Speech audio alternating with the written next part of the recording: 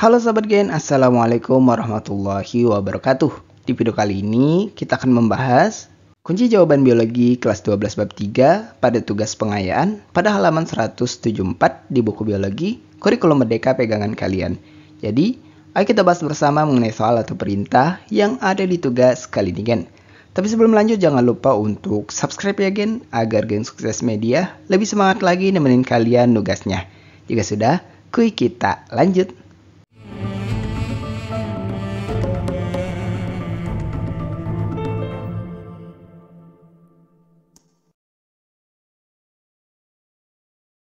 Bagian berikut ini adalah perintah atau pertanyaan yang mesti kita kerjakan pada tugas pengayaan kali ini. Kita akan fokus membahas 3 pertanyaan yang ada pada poin 2 ini kan. Tentunya setelah kalian terlebih dahulu membaca jurnal yang terdapat pada link tertera. Oke kan? Simak pembahasan setelah ini. Oke, kita masuk pada soal pertama berikut, yaitu pada poin 2A. Kesimpulan apa yang bisa diambil dari tulisan di atas? Bagian berdasarkan teks jurnal tersebut, didapat kesimpulan sebagai berikut. Pertama, sebagian besar mahasiswa menerima konsep evolusi terkait keberagaman makhluk hidup, seperti adaptasi dan genetika, tetapi menolak teori nenek moyang bersama, terutama hubungan manusia dan kera. Kedua, keyakinan agama, khususnya Islam, menjadi alasan utama penolakan konsep evolusi tertentu, terutama asal-usul manusia. Ketiga, mahasiswa memahami konsep evolusi secara akademis dengan baik meskipun tidak sepenuhnya menerima teorinya. Keempat, miskonsepsi evolusi menjadi tantangan dalam pembelajaran, seringkali berasal dari sumber informasi tidak resmi. Kelima, mahasiswa sepakat bahwa evolusi penting diajarkan dalam pendidikan biologi karena relevansi materi untuk memahami ilmu genetika, adaptasi, dan biologi lainnya. Kesimpulan ini menunjukkan bahwa pemahaman dan penerimaan evolusi pada mahasiswa biologi dipengaruhi oleh keyakinan agama, tetapi mereka tetap menghargai pentingnya evolusi dalam pendidikan. Bagian kita masuk pada soal kedua berikut pada poin 2B. Berikan pendapat pribadi kalian, apakah evolusi secara keseluruhan bertolak belakang dengan agama? Bagian, sebagai seorang muslim, berikut adalah pandangan saya tentang hubungan evolusi dan agama Islam yang dapat disederhanakan sebagai berikut. Pertama, evolusi sebagai ilmu. Evolusi adalah teori ilmiah yang menjelaskan bagaimana makhluk hidup berubah seiring waktu berdasarkan bukti-bukti dari fosil, genetika, dan lainnya.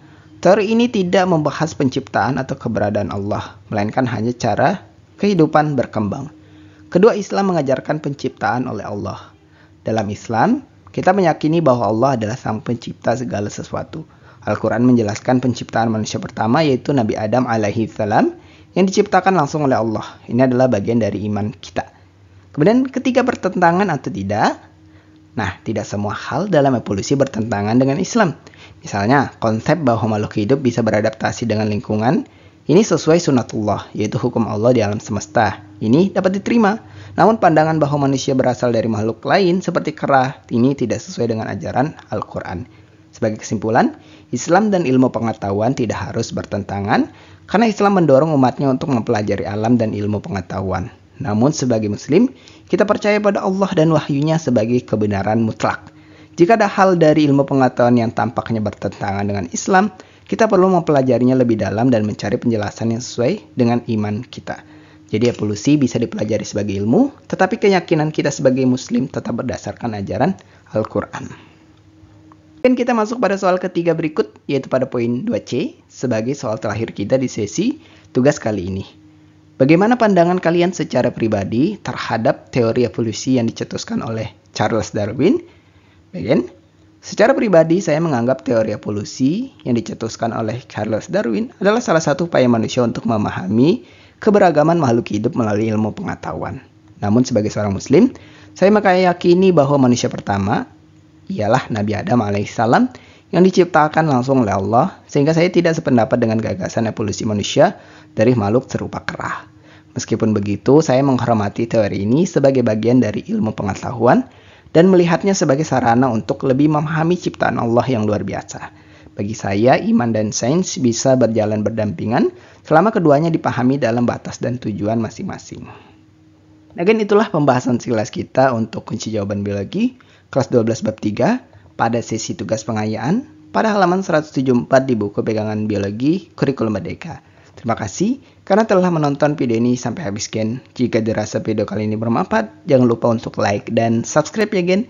Sampai jumpa di video berikutnya dan wassalamualaikum warahmatullahi wabarakatuh.